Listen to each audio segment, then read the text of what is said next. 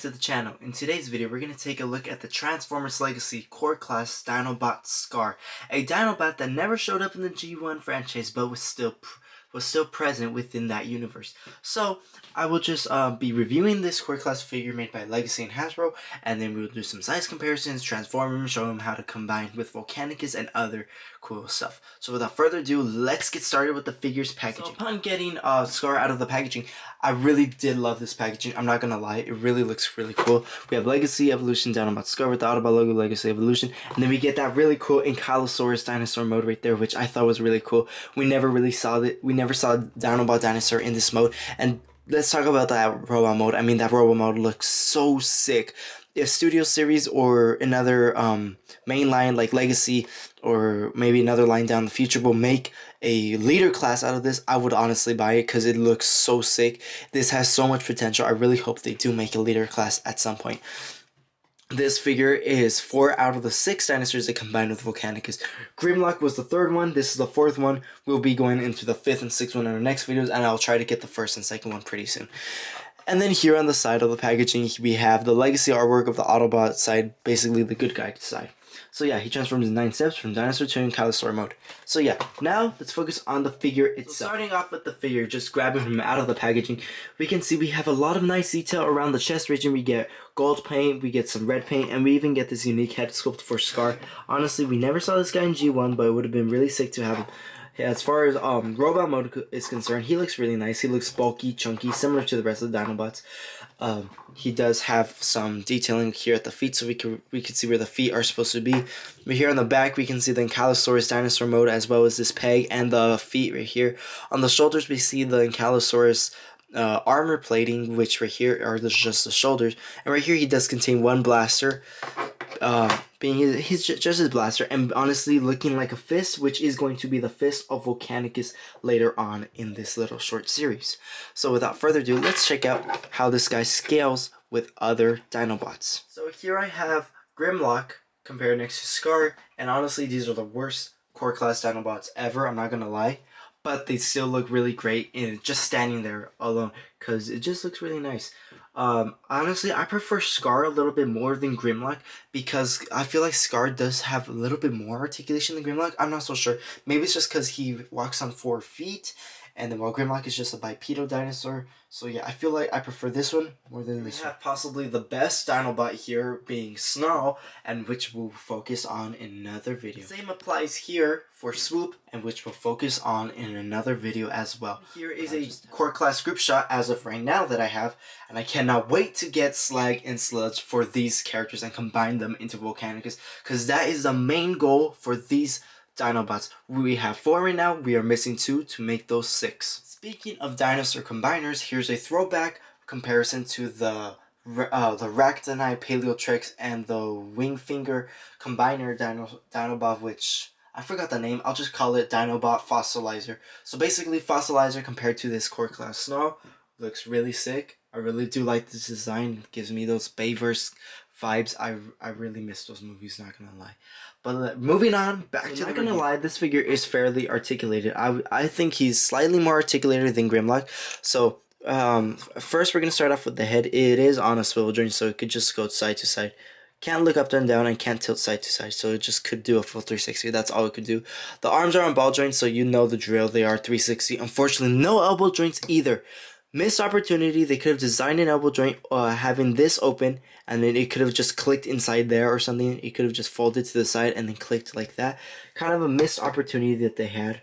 Like I said, could have folded vertically 90 degrees and then pushed in inside the arm, and that would have been really clean. But like, I don't know.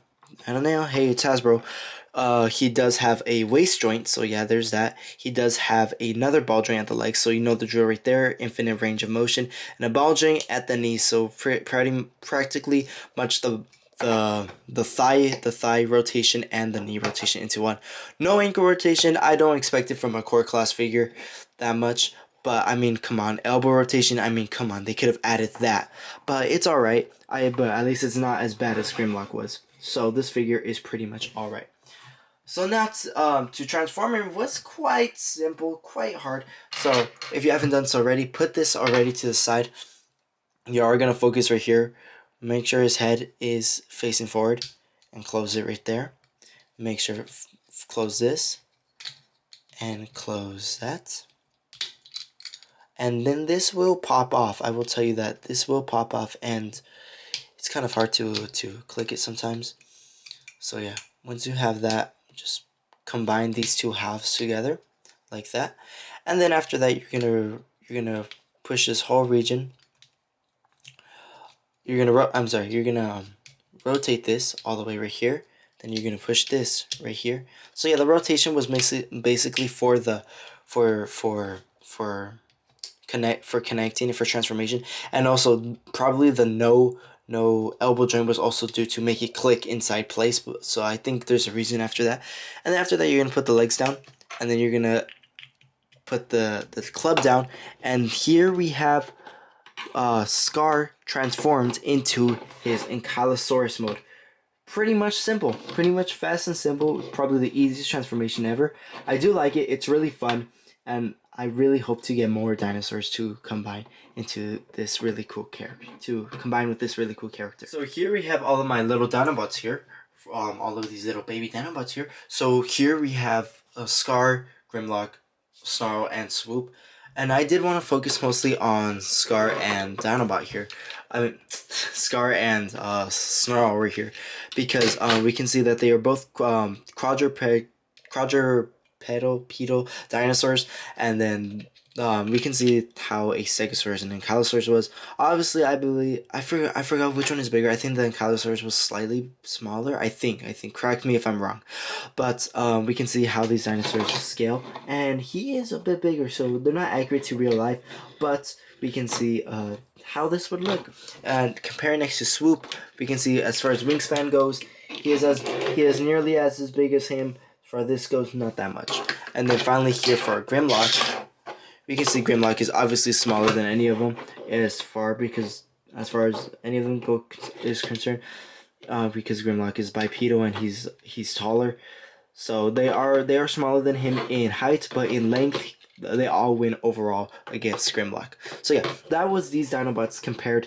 That was Scarr compared next to these Dinobots. Now let me bring in one more and final comparison. So here we have the leader of the Autobots himself, Optimus Prime, compared next to Scarr. And we can see Optimus Prime is obviously bigger. I'm not going to show the truck mode, but we can see how this would look really cool if this was an actual scene in the movie. We can see probably Optimus Prime commanding the Autobots or something. That would be pretty sick, or something. We could imagine that. That would have been really cool. Honestly, reminds me kind of that Bumblebee 2 concept art that I will show in a bit.